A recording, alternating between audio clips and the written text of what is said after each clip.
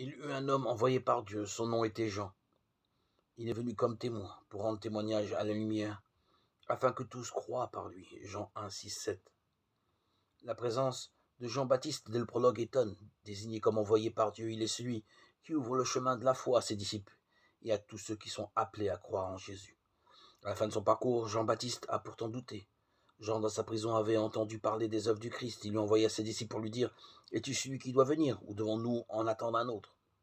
Jésus leur répondit « Allez rapporter à Jean ce que vous entendez et voyez. Les aveugles voient et les boiteux marchent, les lépreux sont purifiés, les sourds entendent, les morts ressuscitent. Et la bonne nouvelle est annoncée aux pauvres. » Matthieu 11, 22, 5. Dans le sillage de Jean-Baptiste qui s'efface pour que Jésus grandisse, Jean 3, 30, la mère de Jésus apparaît comme la première des croyantes.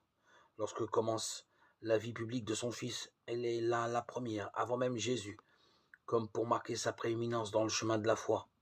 Quand elle se tourne vers son fils qui a rejoint le mariage à Cana avec les premiers disciples, elle l'informe du manque de vin indispensable pour la noce, et la réponse de Jésus est déconcertante. « Ne te mêle pas, femme. » Jean 2, 4. Que signifie cette mise à distance qui a tant gêné les commentateurs? Cette expression difficile à traduire s'éclaire par l'hébreu littéralement. Quoi à toi et à moi? Alors le sens est clair, c'est une mise à distance qui ne prend sa pleine signification que dans la réponse de la mère de Jésus. Jésus, qui obéissait jusqu'alors à sa mère, lui donne à comprendre qu'un temps nouveau commence. Certes, elle demeurera pour l'éternité, sa mère, celle qui l'a nourrie et formée. Mais désormais, la mère de Jésus, elle invite le disciple à l'écoute de son fils. Tout ce qu'il vous dira, faites-le. Jean 2, 5. Par cette parole, Marie invite chacun de ses disciples à se soumettre à son fils comme elle-même le fera jusqu'à la croix. Il manifesta sa gloire et ses disciples crurent en lui.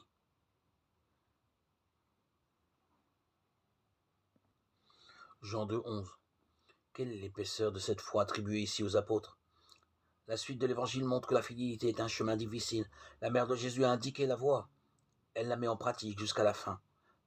Quand vient le temps de la passion et que Jésus est crucifié, elle est là avec le disciple que Jésus aimait. Jean 19, 26. Et quelques femmes. Sa présence à 2 reprises, au début et à la fin du parcours de Jésus, disent la place de la mère de Jésus dans son cheminement. Ce rendez-vous pourtant manqué par les apôtres dont la foi si souvent vacillée et la préfiguration et l'embryon de l'Église naissante. Avec la mère de Jésus, les femmes et le disciple que Jésus aimait.